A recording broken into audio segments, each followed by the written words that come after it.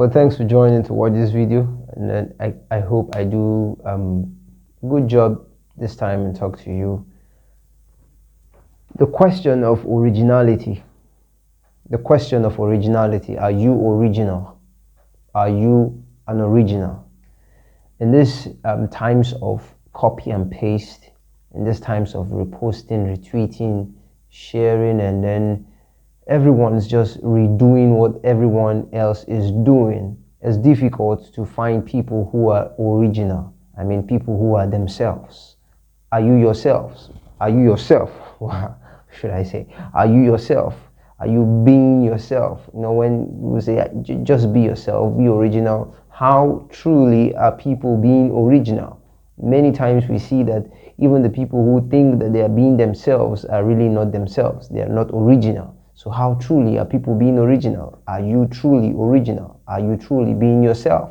And that's the question I'll be talking about in a few minutes. It comes down to things like, how many decisions have you taken concerning your life? How many of your life decisions that you've taken, you could say they were based on your personal analysis and choices? Decisions, life decisions you have taken, you can say these decisions were based on my personal analysis and choices. That's a deep question you should ask yourself if you really want to interrogate if you're really an original or you're just a photocopy or a copy and paste. For many people, the causes that they support, the mantras that they promote, do you promote those causes and those mantras based on your personal convictions?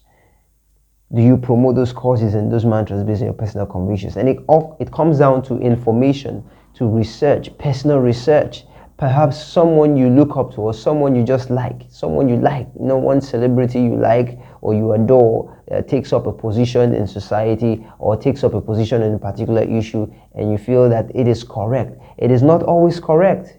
Because someone popular or someone influential takes a position, a particular position, doesn't make that position correct. You'd have to, by yourself, analyze it, research, do your own research, find your own information, and make your decision to support any mantra or any cause based on your own information that you've received, based on your own research. And do not just jump into any bandwagon because it's supported by someone who you think is knowledgeable or who you think is popular. If those causes and those bandwagons are not based on convictions that align with your personal value or align with the truth that you know, then you shouldn't support them.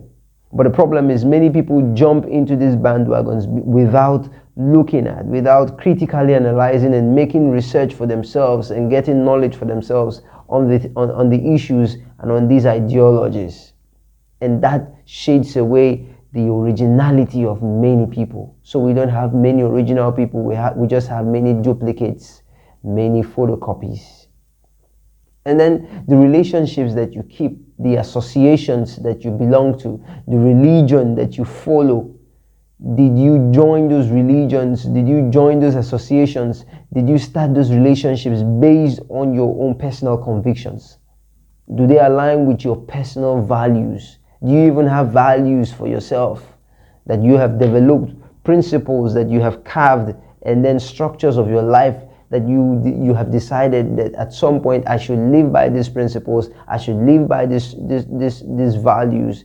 And then the things I do, the places I go, the people I meet, and the relationships I start or I join should be able to confirm, support these values. If they don't, then you're not an original. You're not an original. What's the truth? What have you discovered for yourself? And you can say for yourself that this is the truth. I have discovered this truth about life. It is true. Not because some professor or some pastor or some imam or some sheikh or some guru says this is the truth about life, and then you jump up and just join it. or merely because you were born into a particular religion. For instance, you were born a Christian, you were born a Muslim, you were born a Buddhist, and then you grew up in that environment. Of course, our environments go a long way to shape the kind of people that we are, the kind of life that we live. But at some point, when we grow, when we've come to the point where we can take decisions for ourselves, we have to interrogate exactly what the truth is about life. What's the truth about life? When you look at things, the values, when you look at the principles, that your associations and the relationships that you keep, the principles that hold them, that the structures that keep them together, do those structures support your innate and most innate convictions and values as a person? There is always an objective truth, whether you like it or not. There is an objective truth that God put in us.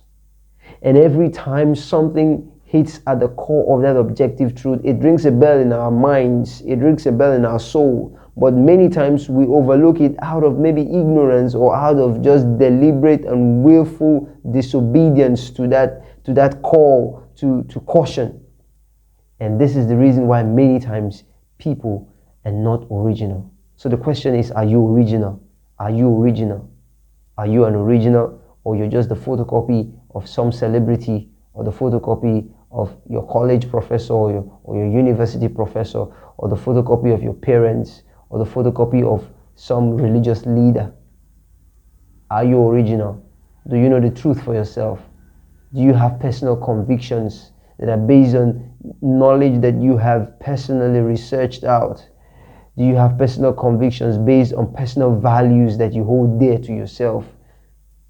If your answers to these questions are convincing to you, then you're original. But if not, do some self-examination and come up with some original answers. Until next time, thanks for showing up, for allowing me to show up in your face. Ciao.